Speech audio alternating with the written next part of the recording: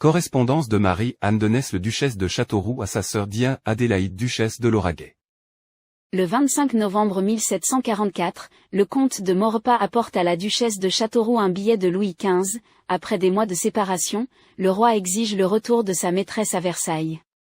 Depuis la maladie du souverain à Metz, en août de même année, son entourage, ses ministres comme le clergé ainsi que la famille royale, lui avaient fortement conseillé de rompre avec la duchesse de Châteauroux, afin de cesser sa vie de péché et sauver son âme. Le roi, alors faible, avait renvoyé sa maîtresse. Miraculeusement rétabli, il souhaite maintenant son retour.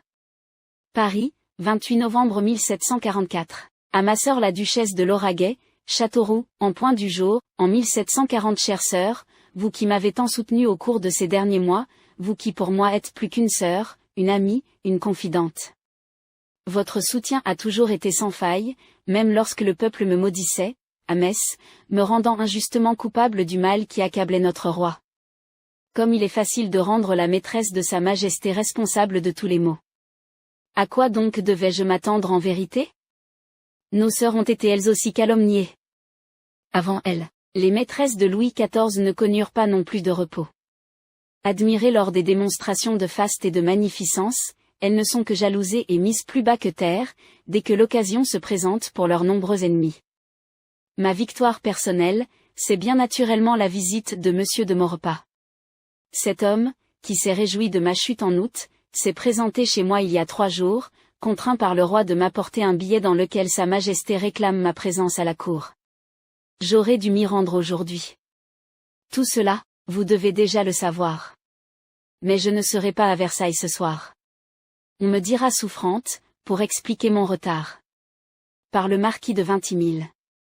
Mais mon époux étant décédé depuis 4 ans, ma grossesse ne peut être imputée qu'à Sa Majesté. En réalité ma chère sœur, je me porte encore assez bien, pour le moment. Je porte en réalité un lourd secret, qui me pèse affreusement.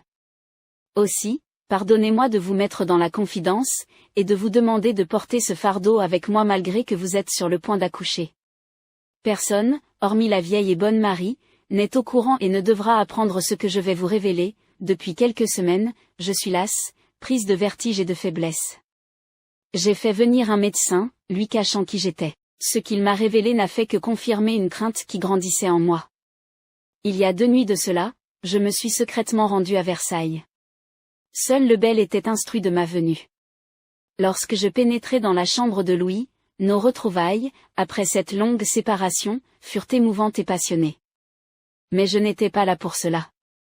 Je devais paraître de nouveau à la cour et Louis devait être au courant de mon état. Je n'ai pas quitté Metz tout à fait seul, depuis un moment, je me sais grosse des œuvres du roi. Cela ne posait aucun problème tant que j'étais indésirable à Versailles. Oublié de tous, j'aurais mis au monde, dans le plus grand des secrets, cet enfant.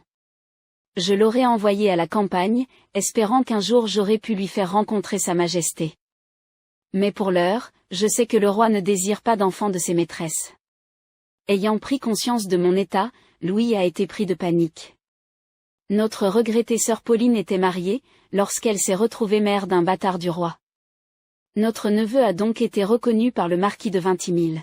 Mais mon époux étant décédé depuis 4 ans, ma grossesse ne peut être imputée qu'à Sa Majesté.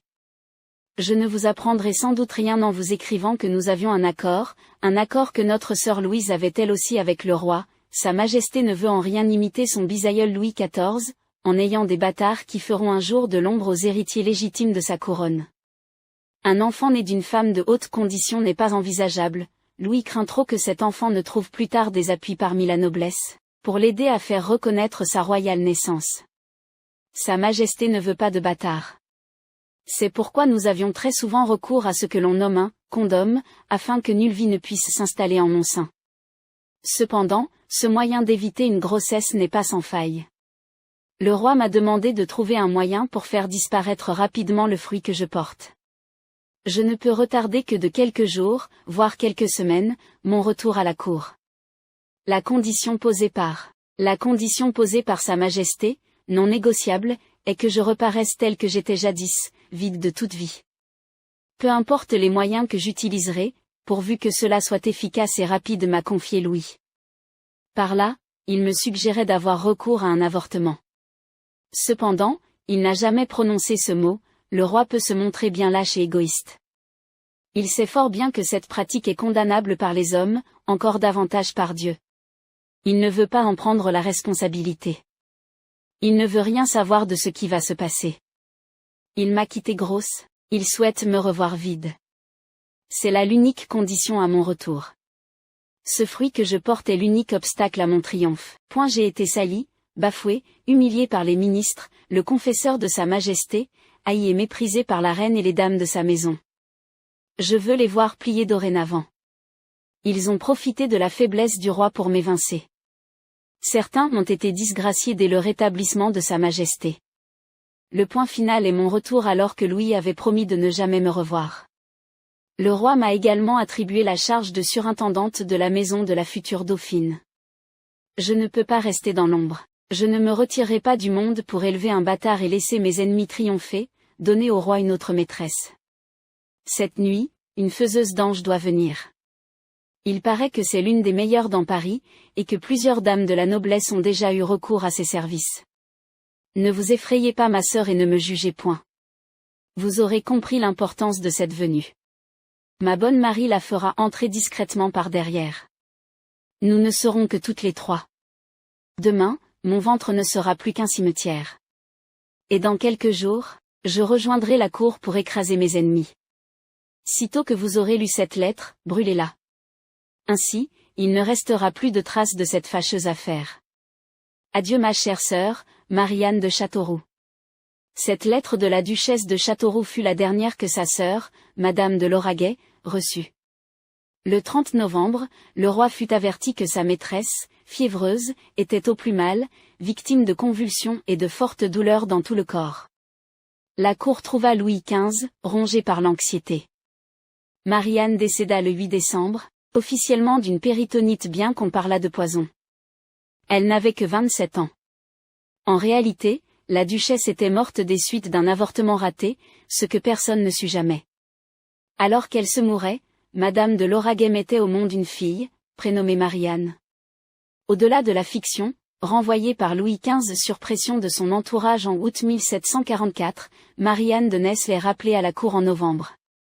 Alors toute puissante, la duchesse de Châteauroux meurt subitement 2 semaines plus tard, le 8 décembre. J'ai choisi d'expliquer son décès par un avortement, le roi se refusant à avoir des enfants naturels de ses maîtresses en titre. En effet, seules ces petites maîtresses, issues du peuple ont donné des enfants à Louis XV. La duchesse de Lauragais a accouché d'une petite fille le 27 novembre 1744, alors que sa sœur était au plus mal. L'enfant n'a pas reçu de prénom, et est décédé en 1749. Note, merci de respecter ce travail personnel et de ne pas le reproduire sans citer votre source. Par Anaïs Gérard, 0 commentaire.